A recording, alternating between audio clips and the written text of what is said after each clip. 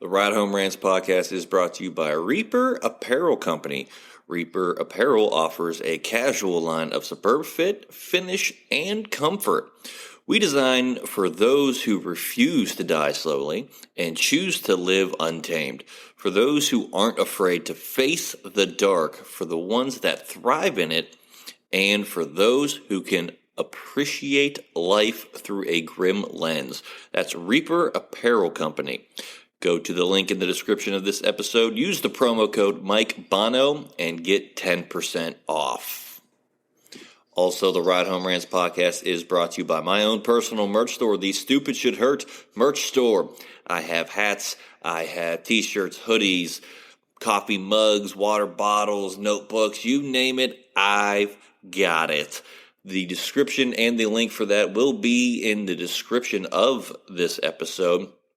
Also, right now, if you use the promo code WELCOME, I will give you 5% off of your first purchase. That's the Stupid Should Hurt merch store. Also, the Ride Home Rants podcast is brought to you by Tactical Brotherhood, all American-made apparel, which helps support the Second Amendment. You can also find all this in the description of this episode with the link, Tactical Brotherhood. Part of every proceed does go to helping veterans, as it is a very good cause. All American-made products made right here in Minnesota. Go and check them out. Use the promo code PATRIOT15 to get 15% off your purchase. Now, let's start the show.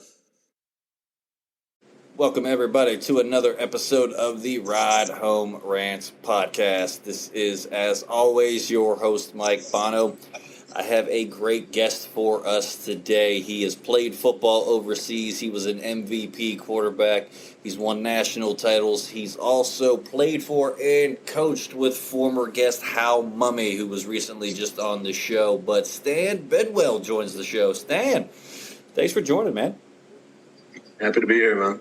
Hey, not a problem. First and foremost, for people that don't know a lot about you, where are you from and where did you grow up?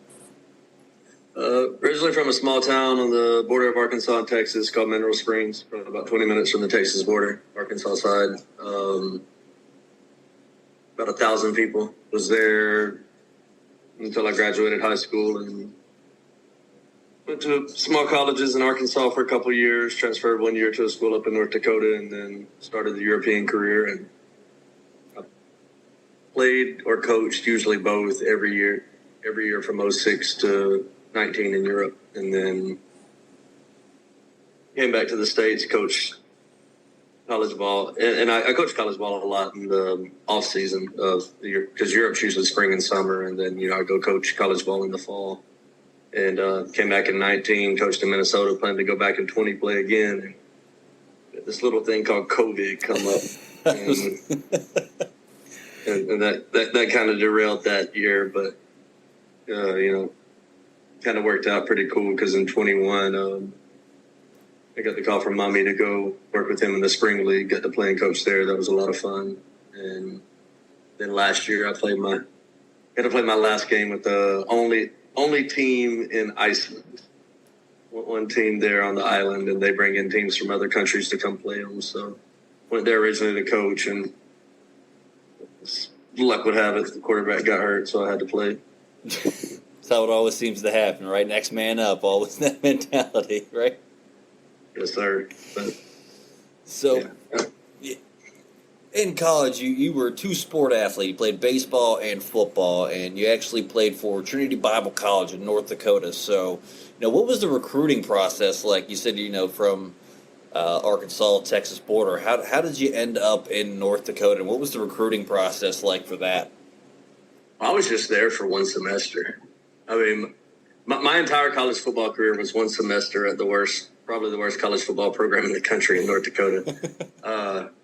I was a bit of a journeyman in college. Went to Southern Arkansas University out of high school to play baseball. Ended up transferring to North Arkansas College, a junior college, hoping that I would get drafted out of there, and put my rotator cuff my first semester there. So missed that first spring, came back, was there for the next year and a half, and I don't know. I never played very well, honestly. And so whenever I saw I wasn't going to make it in baseball, I'd always wanted to coach football. That had always been my plan.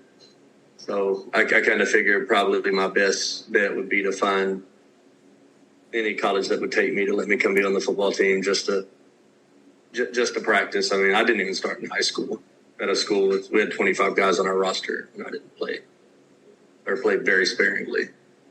But yeah, so I found a book. It was called "Keeping the Faith in the Trenches with College Football's Worst Team," and it was about this school, Trinity Bible College, who had lost like 106 to nothing or something to Rockford College the previous year, and Rockford was like a 1 or 2 win team or something.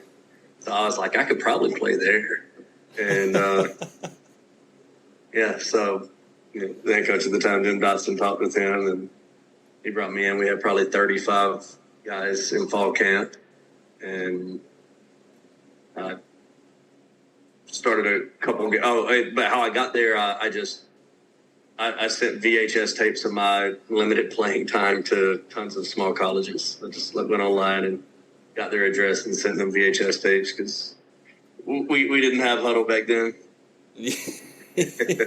And yes, I just sent a bunch of VHS tapes and kind of sold myself as an older quarterback that had at least I knew how college sports worked a bit, and had a few offers for some small schools, but I thought that was probably my best chance to play, and that's why I went there and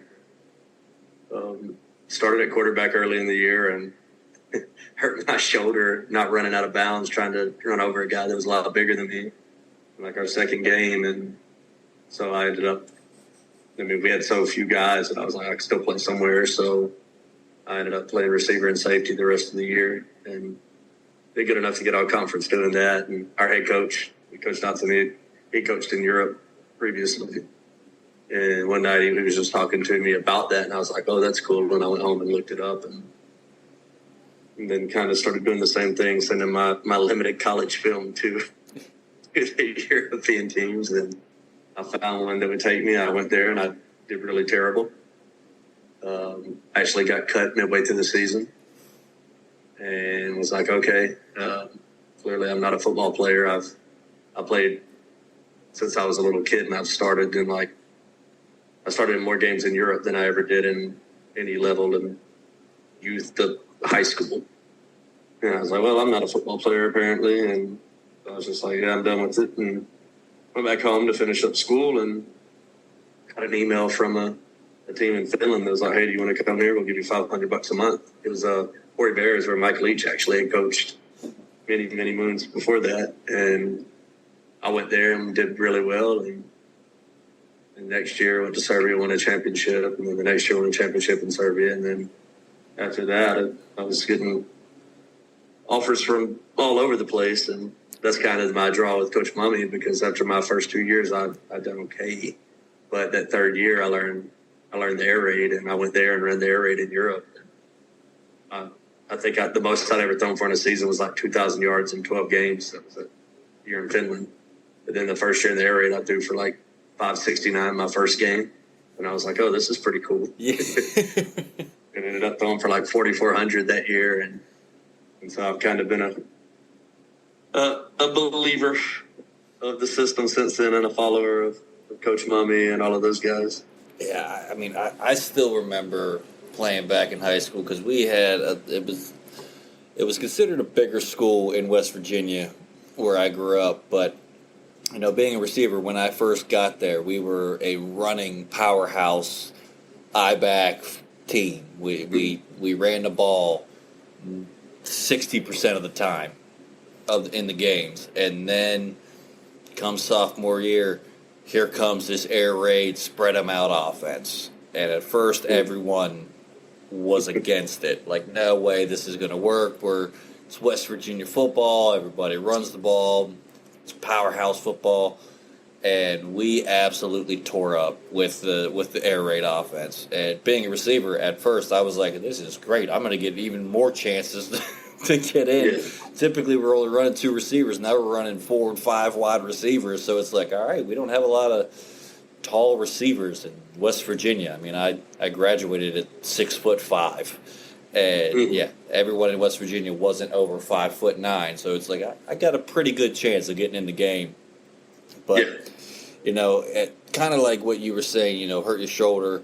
I was a two-sport athlete in high school. I swam and I played football, and swimming was actually the sport I was better at and had more of a future in it. Well, as fate has it, senior year, I hit a sled and I separate my shoulder on the first day hitting sleds.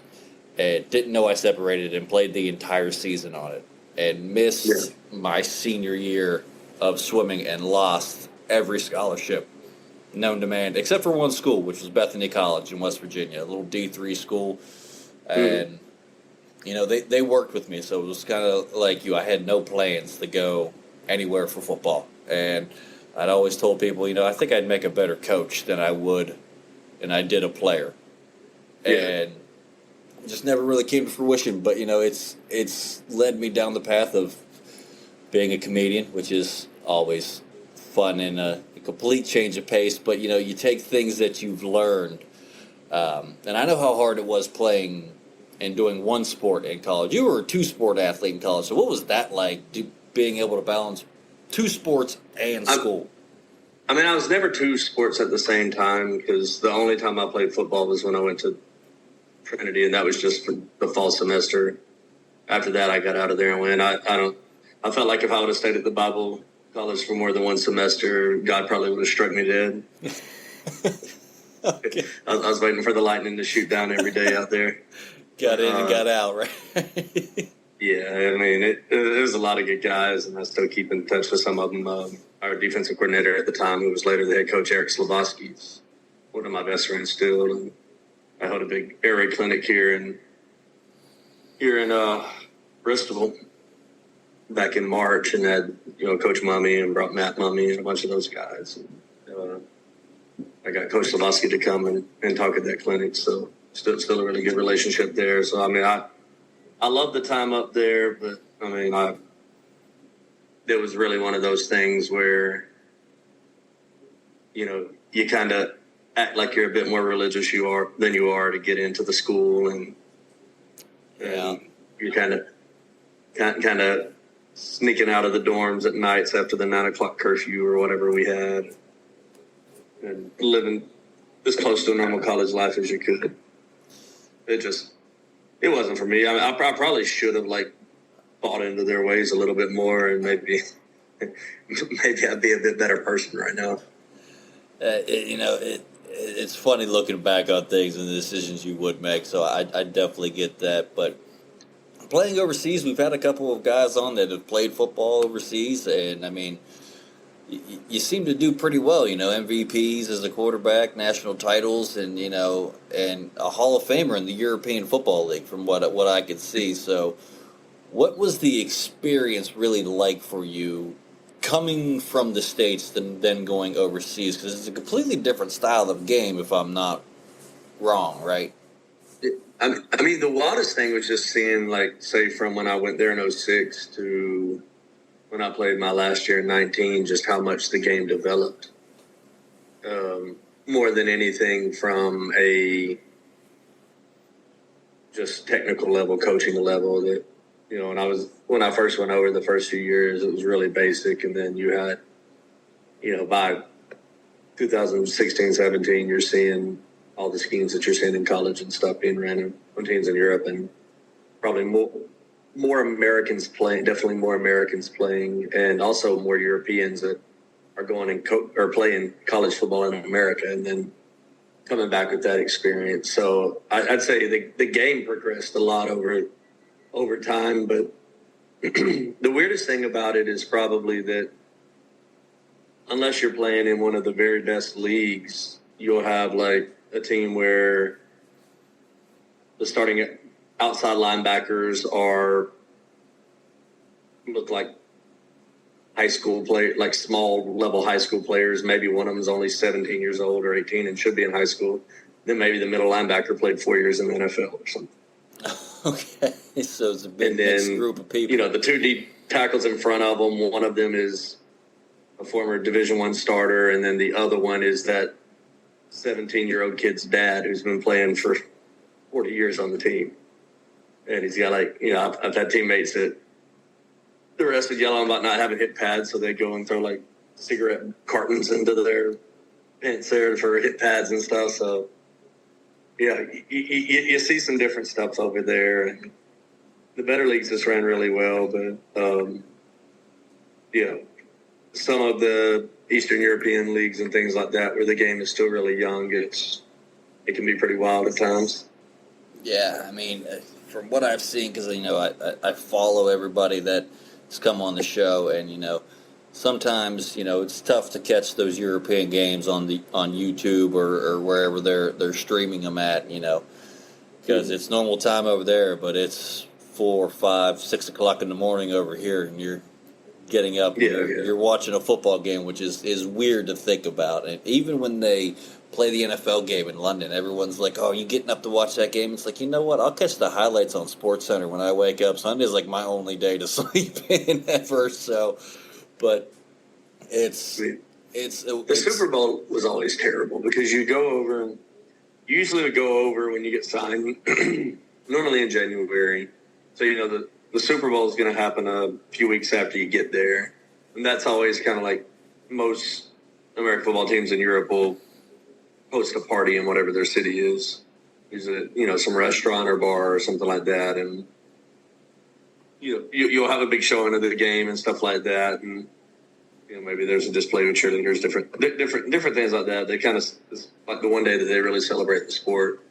But, yeah, it's awful, man. The game kicks off at like midnight, 1 a.m. And, it would be, I remember I hosted a party in Hämeenlinna, Finland, where I was at in 2017. That's when the Patriots had the huge comeback against the Falcons. And we're watching that, and then at like 4 a.m., the bar's like, "Hey, sorry, we're closed. Y'all got to go somewhere else to watch the game." We had a ton of people there, and like the hotel next door let us go sit in some little meeting room and finish up the game with a few stragglers that wanted to come over. But yeah, man, it's late. Yeah, that's got to be brutal. Starting a game and trying to get pumped up for the biggest game of the year at midnight, 1 a.m. I don't think I'd be able to do it. That would probably ruin the Super Bowl for me. I know that much. And then guys got to, the game ends at 4:35, and they got to go to work the next day. So that's always, I'm sure that's like one of the least productive days in security in Finland every year because so many of the players work security. Absolutely. So you kind of did double duty in coaching and playing. So what was that like, being a coach and a player? You don't hear that too often. And did you feel like it gave you a little bit more of an advantage when you did get in the game because it was your coaching scheme essentially? Yeah. No, I mean, that's why I had such a successful career, was because, I knew the system inside and out, and I had the best seat in the house, being right behind the center. So, it was never I think that I was a really gritty player. I know, as far as numbers, I always put up big numbers, and we always won games. But I know that throughout my career, a lot of people, I was never very big, never very athletic. Arm strength, nothing special. So I think that, throughout my career, I was always kind of like knocked that, I'm not very good. I'm just, I throw to good people and they go score. That's fine. I always saw myself as that point guard type guy. That's, I wasn't the Russell Westbrook point guard. I was the Muggsy Bogues. It's just going to get it to the guys that are good enough to go score and let them go do it. And no, for me, it's, I don't think I would have been remotely as good or had as remotely as good of a career as I had if I would have had other people calling the plays and doing things. So, for me, it worked out really well, and I got comfortable with it, and I would always try to hire a defensive coordinator that I trusted, and I wouldn't tell them anything at all about defense. I just let them do their thing, and I think I was always a good motivator. I think that's something that I did really well with my teammates, is that regardless of what I brought to the table physically. I think they knew whatever I had, I was going to give it everything once the game started. And the only thing I kind of regret from playing is that I didn't take the gym and things like that near as serious as I should have. And I probably could have been a lot better if I did that. I'm probably in the best shape of my life right now. I just turned 39 yesterday. So probably in better shape now than I was even at 18 or 19. Yeah, I always think about that because, I wasn't the biggest player. I mean, like I said, I was 6'5", but I graduated high school at 155 pounds at 6'5". So, I wasn't the most physically dominant receiver to ever play the game. But, I blew so many coaches' minds, even in practice, because I was that scout team, whatever they needed me to be. And got beat up by the starters for 4 years playing high school ball. And at one point, my coach looked over at me. He was like, how about you go and just take a seat for a second? I was like, I'm fine. I'm already. He was, you've been getting your head knocked off the entire practice. I don't even know how you're still getting up, honestly. You've done enough for today. Go take a seat because, when the pads came on and the helmets came on, it's a different type of work ethic when you're not the most physically dominant. You have to be that gritty player that's just going to go and do whatever needs to be done, and you can't get hurt. That was one thing I realized, is that I couldn't get hurt, because then that just diminished any playing time that I could possibly get. Yeah, in the spring league, because that was a really short season. We just played 6 games, and from a physical standpoint, I didn't belong. Most of the guys were guys that have been in NFL camps, things like that. Most of the guys were early to mid-20s, and I was 36 at the time, I believe. And the next youngest for me was the next oldest for me was Ryan Mallett, who recently passed, Arkansas legend. But, Ryan was like 5 years younger than me. So I was by far the oldest guy, and I was so out of shape when Coach Mumme called me and was like, yeah, you got to play. He's like, I want you to come coach for me, but you got to be our backup quarterback too. And I was like, probably the worst shape I'd ever been in. And I was like, how long do I have? And he's like, a week. Shit. So I was like really out of shape, man. I had big love handles, and I'd wear like really tight clothes to try to hold in the love handles so that I didn't look like a fat piece of shit on Fox. But I don't think I did very well. I still look pretty big out there. But, I wear the ribcage protector. That helped a little bit. Maybe they just thought it was that. Yeah, that's that. You gotta hide it in when you can, and I've noticed that even about myself, being a comedian now, I travel a lot, so my diet is just garbage, you know what I mean? And I've put on more weight, so as people can see, the shirts get a little tighter when you start to get on there. You want to keep everything in, keep it looking like you're still in shape when you're not. Yeah, see, I've been out in Tennessee since the beginning of the year, and I was. I've always been. I wouldn't say I've ever been just a heavy drinker in the traditional sense of like, oh, I like to drink every day. But I've always been a social drinker, and I've never been much of like, oh, I have alcohol at my house, I'm going to drink it at home. Unless it was like, okay, I got something to pregame with friends before we went out. But I'd always been like definitely a drinker, and if I was living somewhere that we went out 4 nights a week, then I'd probably 4 nights a week. And when I got here in Tennessee, one of the things that I really wanted to do was get in better shape. Just wanted to not look so old, and two, for I guess just longevity of life. I'm getting to that age that I got to start taking better care of myself, and I started working out really hard in the gym and eating good whenever I got here, but I wasn't seeing any kind of results. And then about 3 months ago, I decided to cut out drinking. Okay. And in like 10 weeks, I lost like 25 or 30 pounds. Wow. And I mean, I'm in really good shape right now. My birthday was, let's say yesterday, I had a few drinks for my birthday.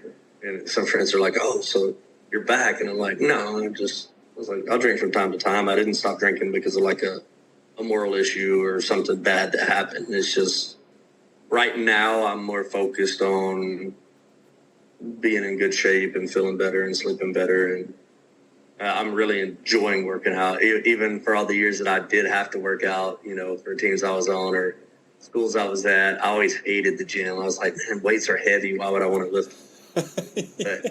but dude, I'm loving it now. I mean, I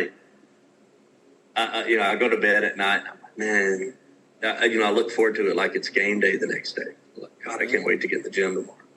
And what's made it easy is found a company here in town, like a food prep company.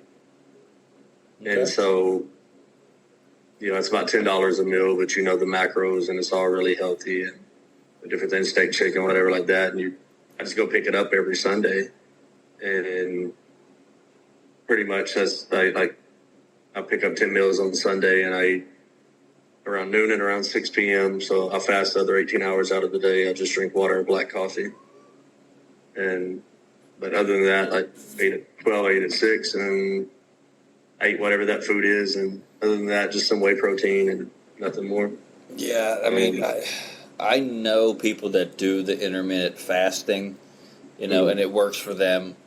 I do it not because I want to, because, my schedule and everything, being comedian, I'm on the road, but I still do work a day job too as well. And that day job is, I'm in sales. So if I take a lunch break, that's sales that I could be missing. So it's like I eat once a day, and that's a dinner meal. But I'll tell you this, I don't prep that meal at all. That meal is the size of like 4 meals. Like just whatever you want, huh? Whatever I can. And people always like, man, how do you like at least look like you stay in shape? It's like, I eat once a day, but I mean, it's not out of any like diet that I'm doing and that intermittent fasting. It's just literally out of necessity for my jobs and my career. So it works. I can tell you that, at least for me. I've been able to keep at a goal weight at to where I'm trying to be, and really haven't had to change much of my lifestyle. I sit behind a desk or I'm standing on a stage, with a microphone in my hand. That's pretty much my day-to-day routines, and I feel like I'm in pretty good shape for as old as I am and not going to the gym. And pretty much my 14-year-old keeps me in shape because he likes to wrestle around and stuff like that, and he is the size of a full-grown man. He's 14. He's 5'11", 250 pounds. So he's a big boy. Can kick my ass. Yeah. But I want to get into this here first too as well. I mean, you know obviously Hal Mumme. You've coached and played for him, but also another former guest of the show, Ernest Wilson. So take me through. What's Hal like, being able to coach with him? Because you've gotten both ends. You were a player and you coached for him. So what were the differences when you were on the coaching staff and then, having to go into the games? Was there a difference that you noticed with him? Or, what is he like on the sidelines?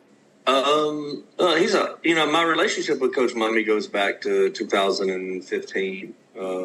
Actually, it goes back to about 2011, but in 15, he asked me to come coach for him. We had been in touch at different clinics or emails, phone conversations. He helped me with some things while I was out in Europe and stuff like that.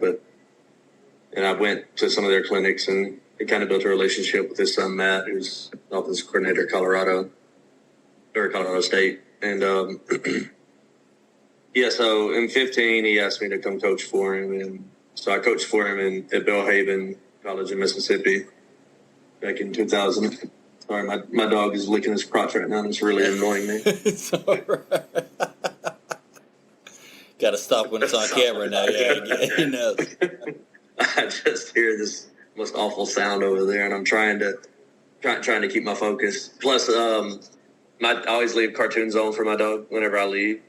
And whenever I got home today, like the screen's frozen on this thing, which is absolutely what nightmares are made of. Yeah, that is definitely absolutely what nightmares are made of. 100%. That's. So, I walk in and that's just on the screen, and it it looks like this is like a new presidential candidate or something. It's like, he's orange. Yeah. But yeah. Anyway, so coaching with him back in 15 before he knew me very well and things like that, I would give suggestions and he would just kind of, tell me to shut up and go away, things like that. But we built I don't think he knew how I was as a coach, but we always got along really well as people. And so I would go back then in my first year coaching with him, he was living kind of like an apartment on top of a hotel in downtown Jackson. And I would go there every Tuesday night and we would watch the Tuesday night Maction game. And we would drink bourbon, smoke cigars, and he would just buy there's a restaurant, downstairs there, and he would just buy whatever food we wanted and stuff. So he's always a really, really generous guy. He's always been that way, and it's I don't think I've ever been at a meal with him, no matter how many people were with us, that he didn't take care of it. And, he's just really, really generous guy. And so after that year of coaching with him, he came the next year when I was in Rome, Italy, and him and his wife Jacqueline came and visited us for about a week or so. Hung out, got to see all of that, and then got to take them clubbing in Rome. That was fun. Yeah. But and then I go see him in Jackson, different things like that over the years, and we always kept in touch. But then when he asked me to come there in the spring league, it was coming in as a coach, but also because he knew. I've undoubtedly played in more games in the air raid than any quarterback in world history, because I played in the air raid for about 15 seasons, and okay. There's some guys that seem like they played in college for 15 years, but I don't think any of them actually have. So, and nobody really runs it in at the next level. So I think it's safe to say I probably played in more games in the offense than anyone has. And so that's kind of what his main reason for wanting me to come was to our quarterback, Ryan Willis from Virginia Tech, our starter. He wanted me to come live with Ryan there and mentor him through the offense, be his coach, and do all of that, and then back up if I needed to come in. He knew that I could at least keep the ship afloat. And he often said that I was the MVP of the spring league because all the other teams would split their quarterbacks 50-50 on reps. Yeah. And they'd play half the game. And he always says that I was the MVP of the league because he signed me. Ryan got to take all the reps and got really good, and he got the MVP of the league, but I was the real MVP. Yes. but I got to go in and from basically the beginning, our second game, I just sent him a game plan. I'm like, what do you think about this game plan? And he emails me back within 30 seconds. It's sure, let's run it. And I know damn well he hadn't even looked at it yet. Yeah. But by that point, he Ernest told me that he felt he listens to me probably more than anybody that he's ever listened to since Leach, which to me is the coolest thing to hear from, Ernest, who's been with him for a long time. And, but yeah, so, we have a good relationship. We think a lot alike, but obviously we're different people. So I think we kind of ping off each other whenever we're calling games and stuff like that. So from a coaching standpoint, it was a lot of fun.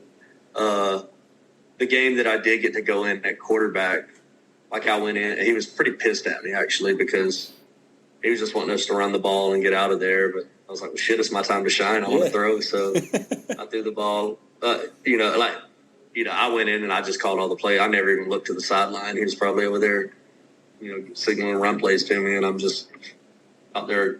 I never glance to the sideline at all. Like, I'm going to call it.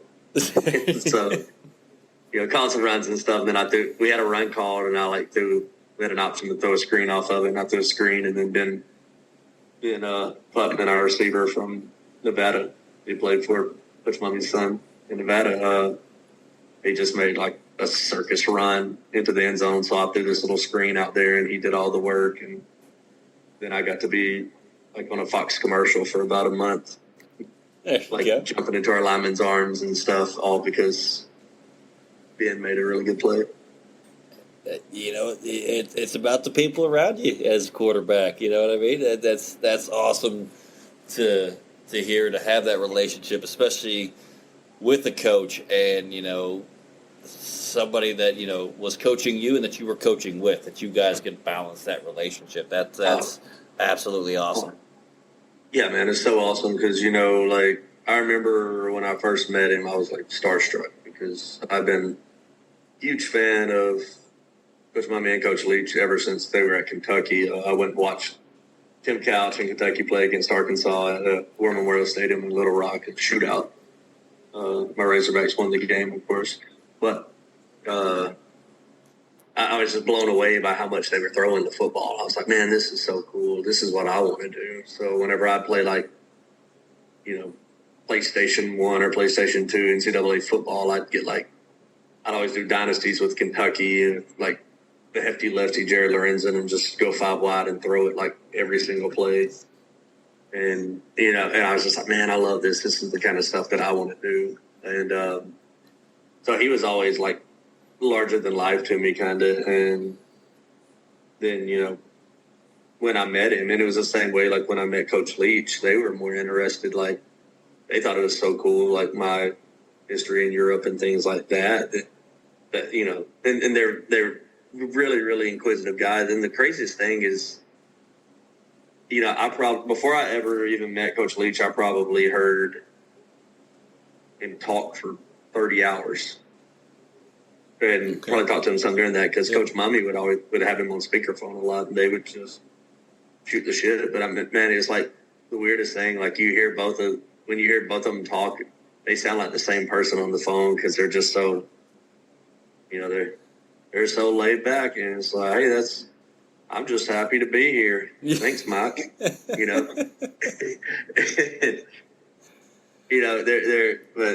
mean, like, great guys, and Coach.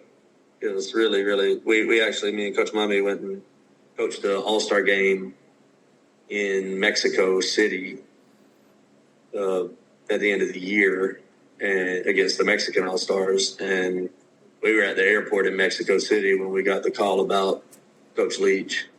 And that was really tough because he was, I always had people, and I by no means was near as close to him as a ton of people in the community, but I did get to meet him several times, and he was always a great dude. Always really enjoyed talking to him. And, when people are like, well, what was he really like? And it's like, if you've ever watched one press conference or interview, you know exactly what he was like.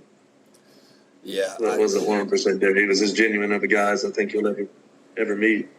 Yeah, I'll say this real quick before we roll. I mean, I get that a lot of the time. Being a comedian, people are like, well, how do you differ from when you're on stage to when you're off stage? What's your stage persona? I was just like, what do you mean stage persona? I'm the same lovable asshole that I am on stage that I am off. Like that's not an act for me. And people are always shocked by that too as well. But I just believe in being genuine, and it sounds like you got a ragtag group around you, especially for coaching with Hal and Ernest, and when Leach was around and having him and everything like that. So that's good to hear and good to have those guys around you. But we are running down near the end of the episode here, and Stan, I do give every guest this opportunity at the end of the show. If there's anything you want to get out there, anything that you got going on, whether it's for coaching, playing, or even if it's just a good message or anything like that, I'm going to give you about a minute, and the floor is yours. I don't think I have too much here. I know, I've kind of, if I remember correctly, you found me on Twitter, and I've I'd say over the last year and a half, I've probably worked with over 100 coaching staffs, teaching the air raid, and things like that. So just, by name, I'm not very creative. My Twitter's at Stan Bedwell, first, last name. And any coaches that are interested in learning the offense or have questions, I'm always happy to help. Send up Zoom consultations, things like that.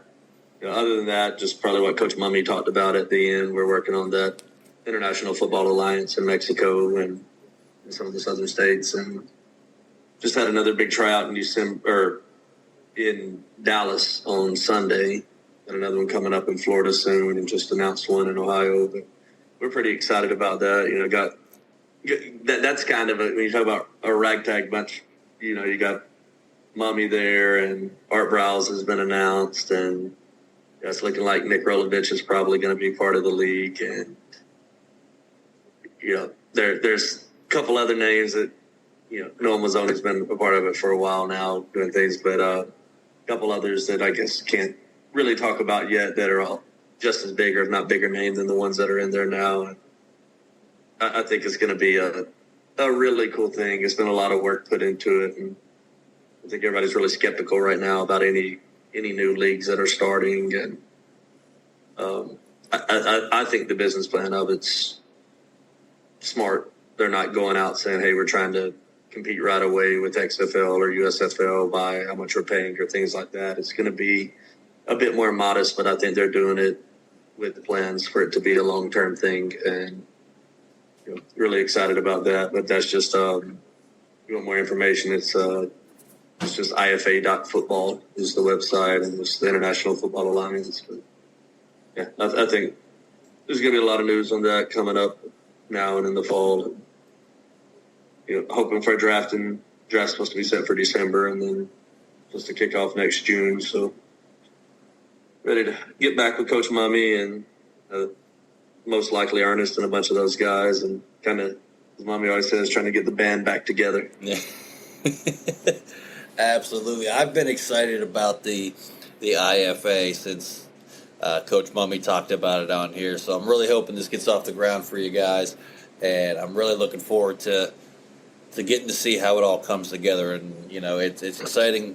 I mean, who doesn't want more football? You know what I mean? That's as a football fan myself, could always use more football. But that is going to do it for this week's episode of the Ride Home Rants podcast. I do have to get one new sponsor read in here before we actually end it, and it is actually my own personal coffee brand, Bono's Brew. Just started freshly ground coffee right here in the United States. Ships within 2 to 3 days, and you have it in under a week. Why go to the big box stores when you can have fresh ground coffee spent to you? Have espressos. I have flavors. I even have the K-Cup pods too as well there.